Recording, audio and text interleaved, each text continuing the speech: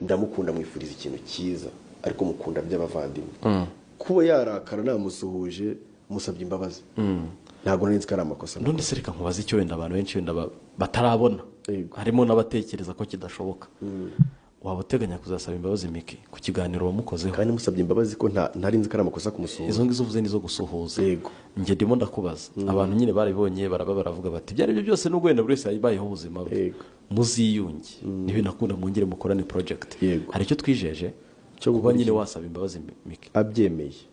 n'ukuri kw'Imana nyine wowe wazimusaba imbabazi n'ubu ndazimusabye azimusabira ese kuri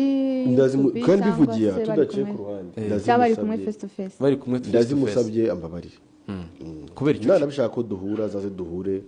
niba ari ibyo akeneye mbimubwire kuko njye mu mutima nta rwango mufitiye kubera icyo uciye bugufi njye nsanzwe nca bugufi mu buzima bwanjye kuko n'impamvu ubasha gukina filime ziri seriye ni uko nta mujinya wo hanze njya ngira buriya ntabwo wakina ikintu unabamo ngo ugishobore wajya ugishyiramo amarangamutima ntibyo birashoboka ko twazongera kubona Miki